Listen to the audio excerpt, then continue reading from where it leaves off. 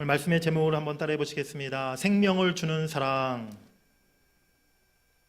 얼마 전 독립운동가이며 의병대장이었던 홍범도 장군의 유해가 우리나라에 송환되어서 우리 가까운 대전 현충원에 안장되었다라는 뉴스를 들었습니다. 홍범도 장군은 봉오동 전투 또 청산리 전투에서 독립군을 이끌고 일본군과 맞서 싸워 큰 승리를 거두었던 인물이었는데요. 그가 고국을 떠난 지 100여 년 만에 다시 이렇게 이 땅에 돌아오게 되었다는 굉장히 감동적인 그런 소식이었습니다. 지난 우리 역사 속에 나라를 위해 목숨을 바쳤던 수많은 위인들, 독립운동가들, 또 순국 장병들의 희생이 있습니다. 세월이 지났지만 그들의 희생과 나라 사랑의 정신을 우리가 잊지 말고 기억해야 될 줄 믿습니다. 오늘날에도 나라와 지역을 위해, 국민을 위해, 주민을 위해 목숨을 바쳐 일하겠다. 또 목숨을 걸고 내가 약속을 지키겠다라고 말하는 사람들이 있습니다. 주로 정치가들이 그런 이야기를 많이 하고요. 선거철에 또 그런 이야기들을 많이 하는 것을 우리가 듣게 되죠. 또 생명 바쳐서 당신만을 사랑하겠다라고 약속하는 젊은 청년들의, 청춘들의 이야기들도 듣게 됩니다. 그런데 목숨을 건다고 큰 소리치고 또 목숨을 거는 것처럼 흉내를 내는 사람들은 많지만 실제로 나라를 위해서도 백성을 위해서도 사랑하는 사람을 위해서도 목숨을 내놓는 사람은 찾아보기가 어렵다는 것이죠. 저 또한 목사로서 주를 위해 내 모든 것을 드리리라 라고 그렇게 찬양하고 제가 하나님 앞에 기도하지만 그저 흉내만 내고 있는 것은 아닌가? 나는 지금 진짜 생명 걸고 목회를 하고 있는 것인가? 제 자신을 돌아보게 되었습니다. 우리는 지금 무엇을 위해 목숨을 걸고 있습니까? 오늘 본문에서 바울은 자신이 어떤 심정으로 어떤 자세로 목회했었는가를 말하고 있습니다. 목숨을 걸고 생명을 아끼지 아니하고 그렇게 목회하였다라고 오늘 바울이 말하고 있는 것이죠. 첫 번째로 바울은 성도들을 사랑하는데 목숨을 걸었다라고 말합니다. 우리 한번 따라해 보시겠습니다. 성도들을 사랑하는데 목숨을 걸었다. 오늘 본문 8절 말씀을 같이 읽겠습니다. 시작.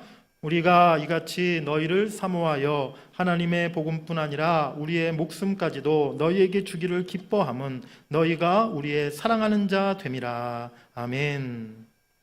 교회와 성도들을 사랑하며 섬기는 데 있어서 바울은 그 무엇도 아끼지 않았다는 것입니다.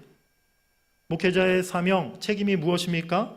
복음을 전하고 말씀을 가르치고 교회를 잘 이끌어가는 것, 그것이 목사에게 주어진 사명입니다. 하지만 그것이 전부가 아니라는 것이죠. 사실 그보다 더 중요한 것은 하나님이 맡기신 성도 한 사람 한 사람을 뜨겁게 사랑하는 것, 바울처럼 내 목숨처럼 성도를 귀하게 여기는 것, 그것이 목회자에게 가장 필요한 것이라 저는 생각합니다. 두 번째로 오늘 바울은 복음을 전하기 위해 목숨을 걸었다라고 그렇게 말합니다. 또 따라해 보시겠습니다. 복음을 전하기 위해 목숨을 걸었다. 오늘 본문 2절 말씀입니다. 시작. 너희가 아는 바와 같이 우리가 먼저 빌립보에서 고난과 능욕을 당하였으나 우리 하나님을 힘입어 많은 싸움 중에 하나님의 복음을 너희에게 전하였노라. 아멘. 바울은 주 33년경에 다메섹 도상에서 부활하신 주님을 만나 그가 회심하였고 그 후 사도로서 복음을 전하다가 주 62년에서 3년 사이에 순교한 것으로 그렇게 역사적으로 기록되어 있습니다. 30여 년간 바울이 행한 복음 전도, 선교의 결과, 그 결실은 실로 엄청난 것이었습니다. 아시아와 유럽에 이르기까지 바울의 전도여행을 통해 곳곳에 복음이 전해졌고 방문한 도시마다 바로 교회가 세워졌고 바울을 통해 수많은 제자들과 그리스도인들이 키워졌다는 것이죠. 바울은 마지막 로마에서 감금 생활을 하다가 순교한 것으로 알려져 있는데요. 그가 로마에 뿌린 마지막 복음의 씨앗이 훗날 로마 제국을 기독교 국가로 만드는 놀라운 열매를 맺게 하였다는 것입니다. 어떻게 바울 한 사람이 이러한 위대한 일을 할 수 있었을까요? 그것은 복음 전하는 일에 그가 목숨을 내놓았기 때문인 것입니다. 사도 바울의 전도여행은 핍박과 고난의 연속이었습니다. 가는 곳마다 반대하고 핍박하는 세력들이 기다리고 있었고, 실제로 붙잡혀서 수십 번 매를 수차례 맞고 돌에 맞고 감옥에 갇히기도 하였습니다. 그야말로 죽기 일보 직전까지 갔던 그런 고난에 처했던 적도 여러 번 있었던 것이죠. 만일 바울이 자기 몸을 아끼고 자신의 안전과 목숨을 중요하게 여겼다면 그의 전도 여행은 결코 지속될 수 없었을 것입니다. 목숨을 내놓고 복음을 위해 헌신했던 바울 한 사람을 통해 아시아와 유럽의 복음이 전해지고 가는 곳마다 교회가 세워지는 놀라운 하나님의 역사가 이루어진 줄 믿습니다. 사랑하는 여러분들, 내 꿈, 내 성공, 내 목표를 이루기 위해 목숨을 거는 것도 훌륭한 일입니다. 이순신 장군, 홍범도 장군님처럼 나라를 위해 생명을 바친 것 정말 훌륭한 일입니다. 하지만 우리 그리스도인들은 먼저 주님을 위해서, 주님이 기뻐하시는 일을 위하여 하나님의 나라와 복음을 위해 생명을 드릴 수 있는 그런 믿음의 사람이 되어야 될 줄 믿습니다. 그 인생이 주님 보실 때 가장 의미 있고 가치 있고 존귀한 인생이라 인정받을 수 있다는 것이죠. 오늘 데살로니가 교회를 향한 바울의 사랑에 초점을 맞춰서 함께 말씀을 나누고자 합니다. 바울의 사랑은 바로 생명을 주는 사랑이었습니다. 우리 다시 한번 따라해 보겠습니다. 생명을 주는 사랑이었습니다. 오늘 바울의 사랑, 생명을 주는 사랑은 도대체 어떤 사랑이었을까요? 첫 번째는 수고와 희생이 뒤따르는 사랑이었습니다. 우리 또 따라하겠습니다. 수고와 희생이 뒤따르는 사랑. 오늘 본문 9절 말씀 우리 함께 읽겠습니다. 시작. 형제들아, 우리의 수고와 애쓴 것을 너희가 기억하리니 너희 아무에게도 폐를 끼치지 아니하려고 밤낮으로 일하면서 너희에게 하나님의 복음을 전하였노라. 오늘 바울은 데살로니가 교회에서 목회하면서 바로 복음을 전하기 위해 또 성도들을 양육하기 위해 밤낮으로 일하면서 수고와 애를 쓰며 희생하고 고생하였다라고 그렇게 고백하고 있습니다. 수고와 희생이 뒤따르지 않는 그러한 사랑이 과연 있을까요?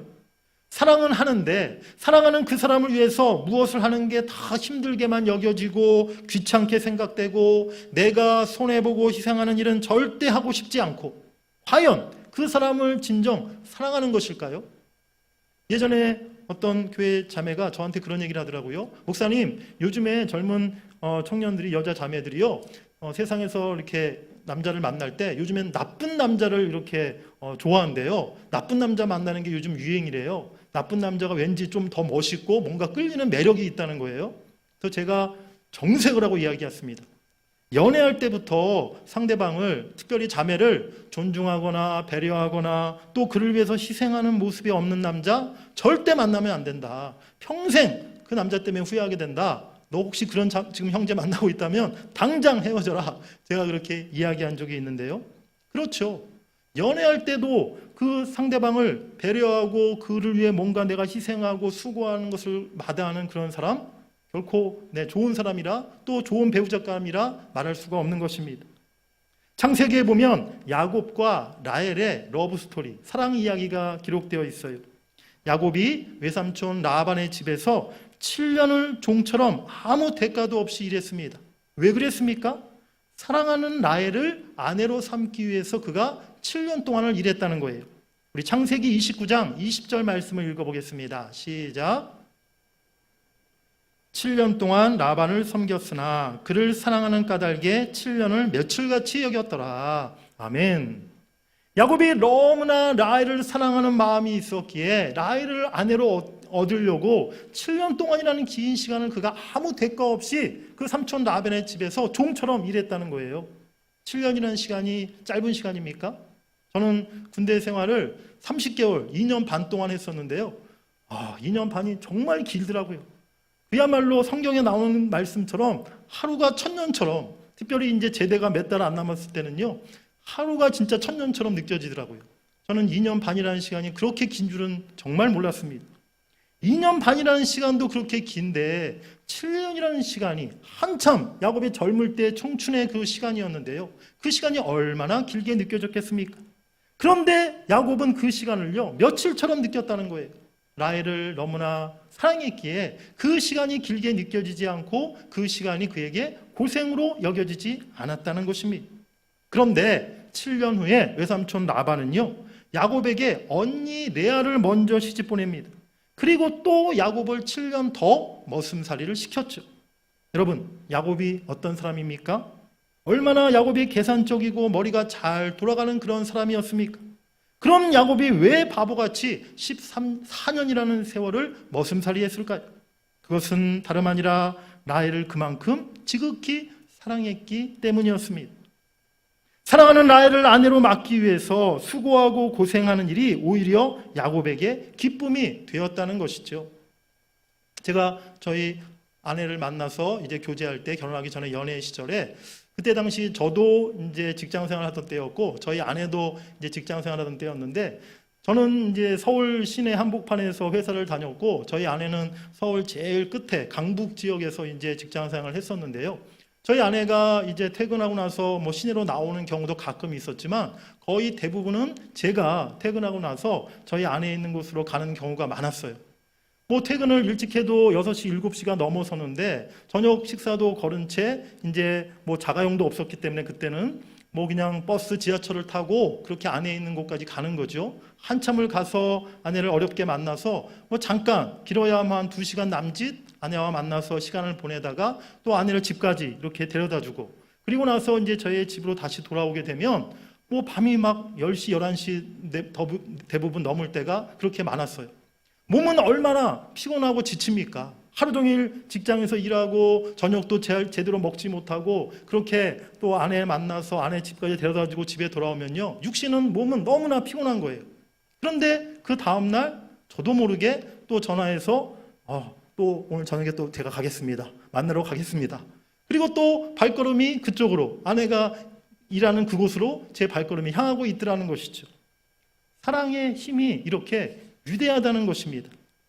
오늘 바울의 교회 사랑, 성도 사랑은요, 수고와 희생이 뒤따르는 사랑이었다는 것이죠. 데살로니가 성도들도 마찬가지였습니다. 우리 데살로니가전서 1장 3절 말씀 한번 읽어보겠습니다. 시작. 믿음의 역사와 사랑의 수고와 우리 주 예수 그리스도에 대한 소망의 인내를 우리 하나님 아버지 앞에서 끊임없이 기억하미니. 아멘. 데살로니가 교회가 주님께 칭찬받은 3가지가 있었는데요. 그것은 믿음의 역사가 있는 교회였고, 소망의 인내가 있는 교회였고, 또 사랑의 수고가 있는 그런 교회였던 것입니다. 사랑하기 때문에 수고하는 것이 고생이나 고통으로 느껴지지 않습니다. 사랑하기에 내가 손해보고 희생해도 그것이 아깝거나 억울하게 생각되지 않는다는 것입니다. 말로, 입으로 사랑한다 100번 하는 거 누구나 할 수 있습니다. 말이 아니라 내가 한 번이라도 그를 위해 수고하고 희생하는 것이 진정한 사랑인 줄 믿습니다. 요한일서 3장 18절에 보면 자녀들아 우리가 말과 혀로만 사랑하지 말고 행함과 진실함으로 하자라고 말씀합니다. 오늘 바울은 자신 있게 말하고 있어요. 우리의 수고와 애쓴 것을 너희가 기억하지 않느냐? 내가 밤낮으로 일하면서 너희에게 복음을 전하였노라. 오늘 이 말씀을 제 자신이 돌아보고 또 묵상하면서 지난 저의 목회 사역을 돌아보게 되었습니다. 왜 나는 지난날 더 성도들을 위해 수고하지 못하고 내가 애쓰지 못하였는가? 사역이 너무 많아서? 시간이 부족해서? 몸이 피곤하고 지쳐서? 그런데 그것이 아니었습니다. 결국 성도들을 향한 내 사랑이 부족하였기 때문에 제가 더 힘쓰고 수고하지 못했다는 것을 깨닫게 되었다는 것이죠. 사랑한다면 수고해야 합니다. 사랑하는 성도들을, 사랑하는 새 가족들을, 또 사랑하는 학생들을 내가 사랑한다면 정말 시간을 내서 찾아가서 그들을 만나고 내가 그들에게 정말 사랑이 담긴 내 선물을 전해줄 수 있고 내 지갑을 털어서 밥 한 끼 사줄 수 있는, 그들을 위로하고 격려하고 기도해주며 그들의 손을 잡아주는 그런 우리의 모습이 있어야 될 줄 믿습니다. 사랑하는 여러분, 예수님은 우리를 사랑하사 십자가에 죽기까지 자신을 희생하셨습니다. 생명을 주는 사랑을 우리에게 주셨습니다. 이제 우리의 차례라는 것입니다. 요한일서 3장 16절 말씀 우리 같이 읽겠습니다. 시작. 그가 우리를 위하여 목숨을 버리셨으니 우리가 이로써 사랑을 알고 우리도 형제들을 위하여 목숨을 버리는 것이 마땅하니라. 아멘. 사랑하는 성도들, 주님의 몸된 교회를 내 생명처럼 사랑한다면 그 어떤 수고와 희생도 우리가 기쁨으로 감당하게 될 줄 믿습니다. 사랑한다면 그를 위해서 십자가를 질 수 있는 것입니다. 수고와 희생이 뒤따르고 무거운 짐을 져야 하고 내 것을 포기해야 하지만 사랑으로 우리가 그 모든 것을 감당할 수 있는 것이죠. 생명을 내어주기까지 우리를 사랑하신 주님의 그 사랑을 본받아서 수고와 희생으로 우리의 성도들과 교회를 섬길 수 있는 저와 여러분이 되시기를 주의 이름으로 간절히 축원합니다. 생명을 주는 사랑, 두 번째는 하나님이 인정하시는 사랑입니다. 따라해 보시겠습니다. 하나님이 인정하시는 사랑.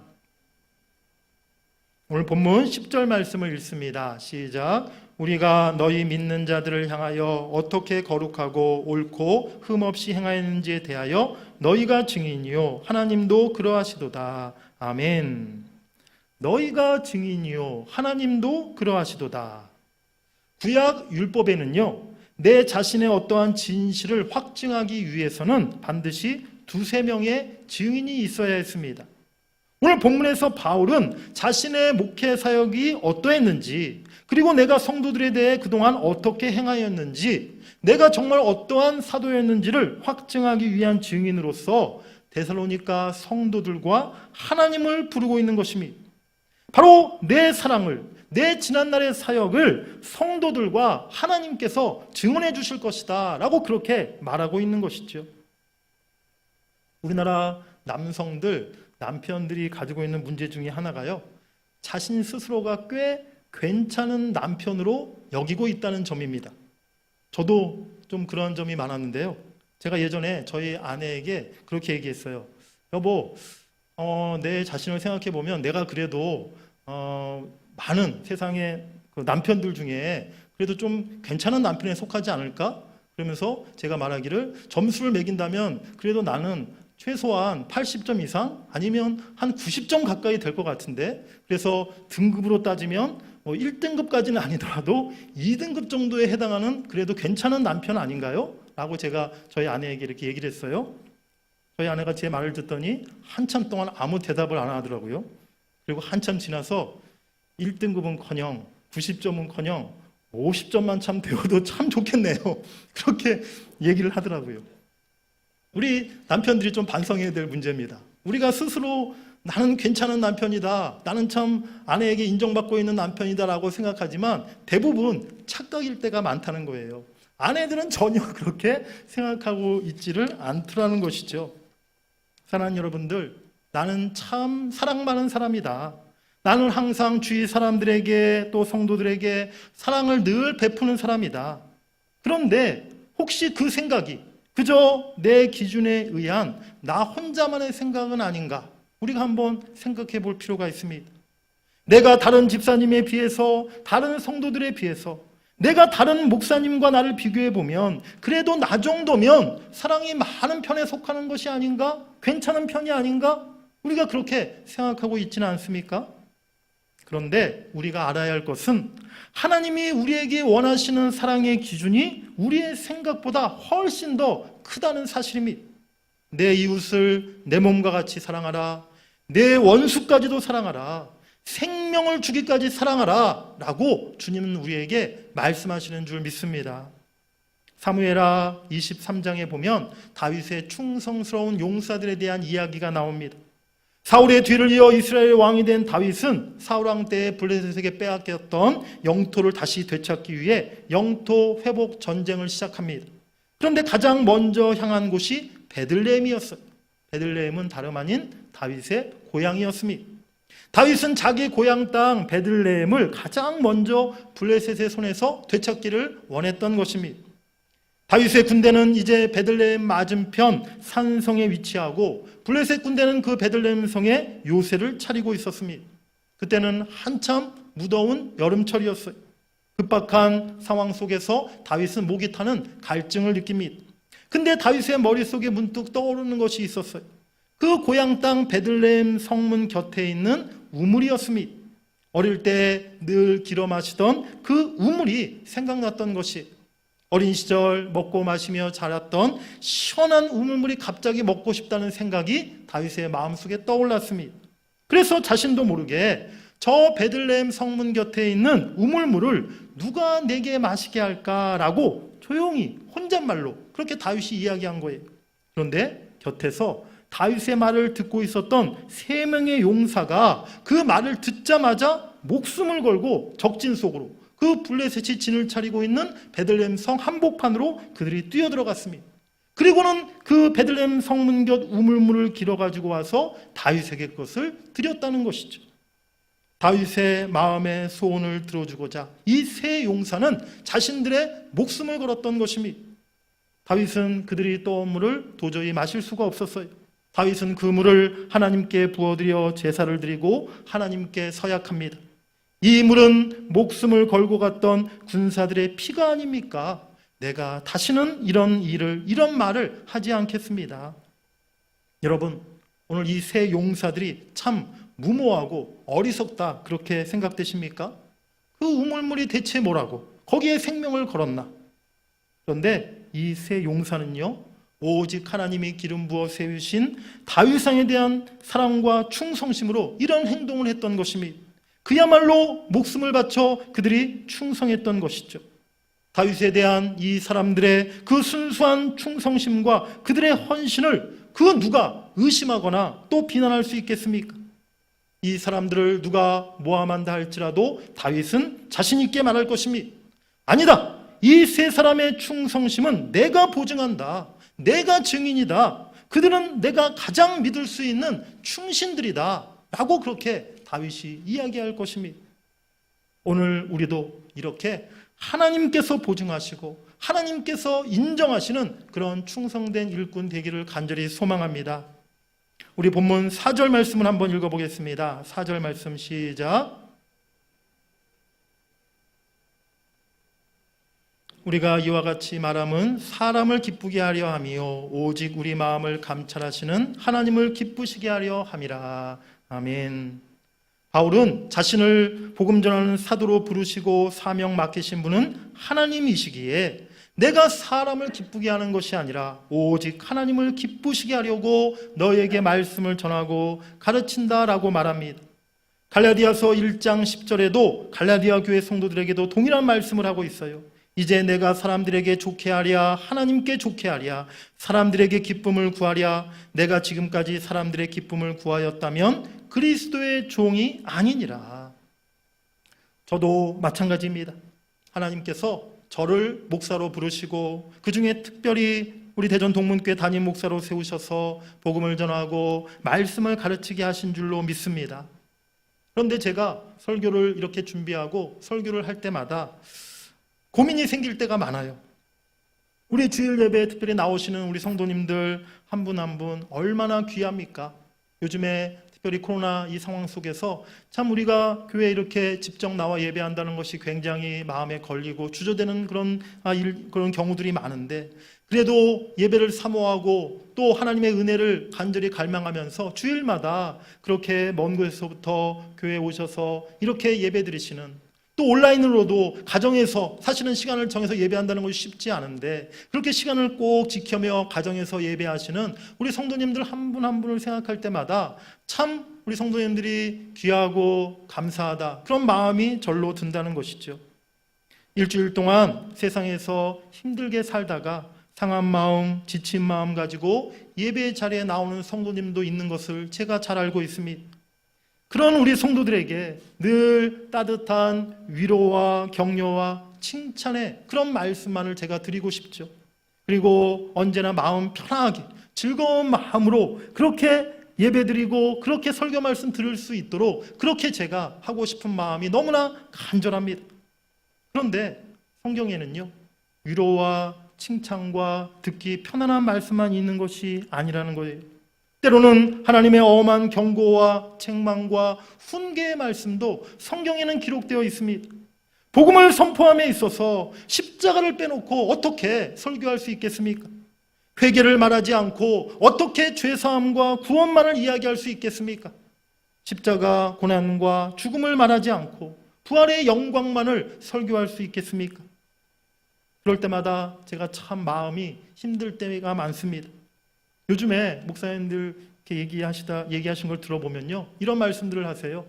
요즘에 목사가 강단에서 십자가에 대한 설교, 11조에 대한 설교, 헌신, 충성, 또 주일 성수 이런 거 너무 강조하면 목사님 인기가 팍팍팍 떨어진다는 거예요. 반면에 영혼도 잘 되고 범사에 잘 되고 육신도 강건하고 물질의 축복, 형통의 축복, 삼중 축복, 오중 축복 이런 설교를 하면 목사님의 인기가 계속 쭉 올라간다는 것이죠. 하지만 듣기 좋은 설교, 축복의 설교만이 아니라 성경 말씀 그대로 하나님의 뜻을 있는 그대로 전하는 것이 목사의 사명이라 생각하고 책망과 훈계의 말씀도 회개와 십자가의 말씀도 이 강단에서 선포해야 될 줄 믿습니다. 저는 지금까지도 그렇게 하려고 애를 썼고요. 또 앞으로도 그렇게 설교하려고 힘쓸 것입니다. 성도님들의 인기를 얻는 것도 중요하지만 먼저 하나님의 뜻에 합한 하나님이 원하시고 하나님이 우리에게 주시고자 하는 말씀을 전하려고 그렇게 최선을 다하려고 합니다. 사랑하는 여러분들, 우리가 진짜 주님을 사랑하고 교회와 성도를 사랑하는 사람임을 누구에게 인정받기 여러분들 원하십니까? 하나님이 저와 여러분들의 증인 되어 주시기를 간절히 원합니다. 참되고 올바른 목사라고 성도들을 참 사랑하는 목사라고 하나님이 인정하시는 저 자신이 되기를 원합니다. 그리고 우리 교회 모든 장로님들, 우리 권사님들, 집사님들, 성도님들 모두가 사랑이 넘치며 충성된 일꾼이었다고 우리 하나님이 그렇게 증언해 주실 수 있기를 간절히 바랍니다. 하나님께 인정받는 저와 여러분들 되시기를 주의 이름으로 간절히 축원합니다. 생명을 주는 사랑, 세 번째, 어머니의 사랑, 아버지의 마음입니다. 우리 따라해 보시겠습니다. 어머니의 사랑, 아버지의 마음. 우리 7절 말씀 읽겠습니다. 시작. 우리는 그리스도의 사도로서 마땅히 권위를 주장할 수 있으나 도리어 너희 가운데서 유순한 자가 되어 유모가 자기 자녀를 기름과 같이 하였으니. 여기서 바울은 데살로니가 성도들을 양육할 때에 유모가 자기 자녀를 기름과 같이 하였다라고 말씀하고 있어요. 여기서 유모라는 말은 남의 자녀를 대신 키우는 보모를 가리키는 게 아니라 바로 친엄마를 말하는 것입니다. 바로 자기 자녀를 기름과 같이라고 이어서 말씀하고 있잖아요. 그래서 바로 자기 자녀를, 특별히 젖먹이 자녀를 그렇게 키우는 어머니를 가리키는 말인데, 바울은 바로 젖먹이 어린 아이를 그렇게 키우는 엄마의 마음으로, 어머니의 심정으로, 그 사랑으로 성도들을 양육하고 돌보았다라고 말씀하고 있는 것입니다.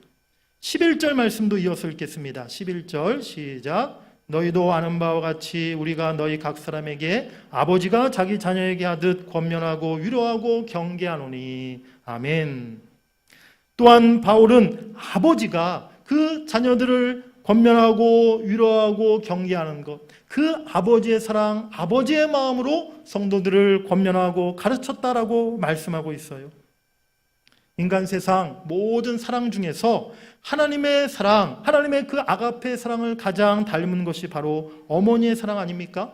무조건적인 사랑, 내 모든 것을 아낌없이 내어주는 사랑이 어머니의 사랑인 것이죠. 자녀들이 때로는 부족한 면이 있고 또 부모의 속을 썩이고 또 어머니가 볼 때 참 어머니의 마음을 섭섭하게 하고 서운하게 하는 그런 모습이 있을지라도 그래도 어머니는 내 아들, 내 딸을 끝까지 사랑한다는 것입니다. 겉으로 말로 잘 표현을 안 하고 무뚝뚝해서 그렇지 우리 아버지들의 마음도 깊고 참 넓은 것이죠. 아버지의 사랑 어떠한 사랑입니까? 직장에서 스트레스 받고 때로는 자존심 상하고 그야말로 힘들어서 그만두고 싶은 마음이 하루에 12번도 더 들고 사업하고 장사하고 일하면서 쉬는 날 없이 땀 흘리고 수고하며 평생 일하면서도 아버지는요, 가정을 위해서 자녀들 뒷바라지를 위해서 힘든 내색하지 않고 그 고생을 마다하지 않는 것입니다. 그것이 바로 아버지의 마음이요 아버지의 사랑인 것이죠. 우리가 아버지의 마음으로 그러한 어머니의 사랑으로 우리 성도들을 대할 때, 우리 형제자매들을, 우리 지체들을 대할 때 그들을 향한 우리들의 시선, 우리들의 태도, 우리들의 마음가짐이 완전히 달라지게 될 것입니다. 생명을 주는 사랑, 어떻게 이것이 가능한 말입니까? 그런데 부모는 자녀를 위해서 생명까지도 내어줄 수가 있는 것입니다. 자녀를 향한 부모의 사랑으로 이제 우리가 다른 성도들을 사랑하며 섬길 수 있기를 원합니다. 생명을 주신 주님의 그 사랑으로 서로를 사랑하며 서로를 아끼는 우리 모든 성도님들 되시기를 주의 이름으로 간절히 축복합니다. 사실 오늘 이 말씀은 성도님 여러분들에게 드리는 말씀이라기보다는 하나님께서 저에게 주신, 저를 향하신 그런 말씀이에요.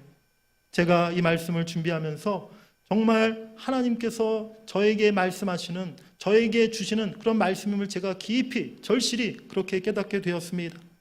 담임 목사로서 이제 어머니의 사랑으로, 하나님 아버지의 마음으로 우리 성도들 한 분 한 분을 마음에 품기를 그렇게 원하시는 하나님의 그 음성을 제가 듣게 되었다는 것이죠. 하지만 제 사랑이 우리 하나님 아버지 그 크고 넓은 사랑에 비하면 얼마나 되겠습니까? 1000분의 1, 10,000분의 1도 안 되겠죠. 독생자를 내어주기까지 사랑하신 하나님의 사랑, 십자가에서 생명을 내어주신 우리 예수님의 사랑, 성도들을 위해 목숨도 아끼지 않았던 오늘 이 바울의 사랑, 제가 이 말씀을 묵상하면서 아직도 저는 그 사랑을 따라가기에 너무나 부족하다는 것을 느끼게 되었습니다. 하나님, 제가 어떻게 해야 합니까?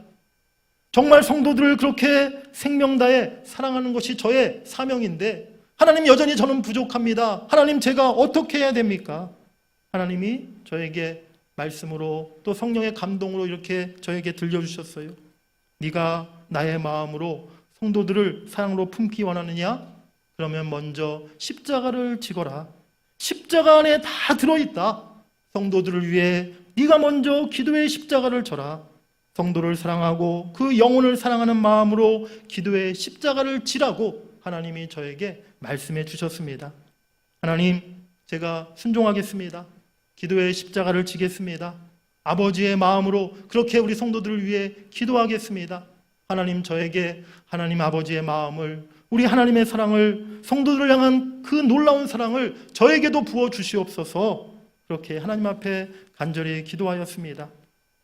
하나님 아버지의 마음으로, 제가 순종하는 마음으로 기도의 십자가를 지고 40일 동안 이제 밤에 이 강단에서 철야하며 우리 성도들을 위해 기도하려고 합니다. 하나님께서 저에게 이 시간 동안에 우리 성도님들을 향한 하나님 아버지의 마음, 하나님의 사랑을 부어주실 수 있도록 여러분들이 함께 기도해 주시기를 부탁드립니다. 그래야 할 때 제가 40일 동안 지치지 않고 끝까지 기쁜 마음으로 또 은혜 가운데 기도의 십자가 잘 지고 우리 성도들을 마음 다해 축복하는 그런 귀한 시간이 될 줄 믿습니다. 데살로니가 교회는 초대 교회들 중에서도 가장 사랑이 넘치는 아름다운 교회였어요. 우리 데살로니가 전서 3장 12절 말씀 한번 읽어보겠습니다. 시작. 또 주께서 우리가 너희를 사랑함과 같이 너희도 피차간과 모든 사람에 대한 사랑이 더욱 많아 넘치게 하사. 우리 이어서 4장 9절 말씀도 읽겠습니다. 시작. 형제 사랑에 관하여는 너희에게 쓸 것이 없음은 너희들 자신이 하나님의 가르침을 받아 서로 사랑함이라. 아멘. 교회 안에 사랑이 없다, 성도들 간에 사랑이 식었다, 누구의 책임입니까? 오늘 말씀을 생각하면서 묵상하면서 그것은 성도들의 책임이 아니라 바로 목회자의 책임이구나, 목회자의 문제이구나, 제가 다시 한번 깊이 깨달았습니다. 목사가 아버지의 마음으로 예수님의 사랑으로 성도들을 사랑하면, 그렇게 교회를 사랑하면 모든 성도들도 그 마음을 본받아, 그 사랑을 본받아 다 같이 사랑하게 될 것이다. 그 사랑으로 충만한 교회가 될 것이다. 그렇게 하나님이 저에게 말씀해 주셨습니다. 데살로니가 교회 성도들을 목숨까지도 주기를 기뻐할 만큼 사랑했던 사도 바울, 아버지의 마음으로 어머니의 사랑으로 성도들을 섬기고 양육했던 바울이 있었기 때문에 그 사랑 그대로 데살로니가 교회 성도들은 형제자매 간에 서로 사랑하고 모든 사람들에게 넘치는 사랑을 베푸는 아름다운 사랑의 공동체가 된 줄 믿습니다. 저는 코로나 이후에 많은 것들이 달라질 것이다 라고 생각합니다. 그 중에 우리 한국교회 영적인 지도도 크게 변화될 것이라 생각하고 있습니다. 이제 곧 코로나가 종식될 날이 이제 다가오고 있습니다. 저는 2021년도가 가기 전에 코로나가 이제 종식되고 2022년도 우리 다가오는 새해에는 우리가 정말 다시 코로나 이후에 이전의 모습으로 회복되고 또 코로나 이후에 새로운 변화의 시대를 맞이하게 될 것이다 라고 생각하고 또 기대하고 있습니다. 하나님께서 특별히 2022년도에 우리 교회에 새로운 변화, 새로운 부흥을 가져다 주시기를 간절히 소망하고 기도합니다. 그러기 위해서는 우리 교회가 남은 이 하반기 영적으로 또 기도로 우리가 그 날을 바라보며 기도로 준비해 나가야 될 줄 믿습니다.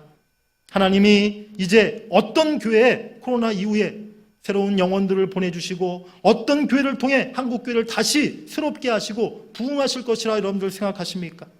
영적으로 깨어서 기도하는 교회, 진리의 말씀 위에 바로 서 있는 교회, 무엇보다 영혼 사랑으로 충만한 교회, 그 교회에 하나님이 영혼들을 보내시고 그 교회를 통해서 새로운 부흥의 역사를 하나님이 이뤄가실 줄 믿습니다. 저는 우리 대전 동문교회가 그 교회가 될 줄 믿습니다. 우리가 함께 기도하며 이제 2021년 남은 하반기를 잘 준비해 나갈 때 기도를 쌓고 우리가 영적으로 더 단단해지고 우리가 정말 더 뜨거운 사랑으로 영혼 사랑의 마음으로 우리 교회가 충만해질 때 2022년도 하나님께서 코로나 이후에 우리 교회에 수많은 영혼들을 보내실 것이요 하나님의 놀라운 부흥의 역사를 이루어 주실 줄 믿습니다. 사랑하는 우리 성도 여러분들, 40일 동안의 기도의 십자가 저와 함께 나누어서 함께 져주시기 바랍니다. 제가 때로는 40일 동안 지칠 때도 있지 않겠습니까? 하지만 우리 성도 여러분들이 함께 십자가를 나누어서 져주시며 함께 교회를 위해서 성도들을 위해서 기도해 주실 때 제가 끝까지 힘을 잃지 않고 40일 동안 기도의 사명 잘 감당할 수 있을 줄 믿습니다. 이제 우리 온 재직들이 새벽 기도 시간에 나오셔서 기도해 주시기 바랍니다. 또 따로 시간을 정하셔서 이 강단에 올라오셔서 그렇게 우리 교회를 위해 성도들을 위해 여러분들이 기도해 주시길 바랍니다. 저와 여러분들이 함께 이 40일 동안 아버지의 마음으로 기도의 십자가를 지며 하나님 앞에 엎드릴 때 우리 교회에 하나님의 크신 사랑과 은총과 축복이 임할 줄 믿습니다. 하나님의 그 놀라운 기도 응답의 역사를 다 함께 경험하고 하나님 앞에 큰 영광 돌릴 수 있는 우리 대전 동문교회 될 수 있기를 주의 이름으로 간절히 축원합니다.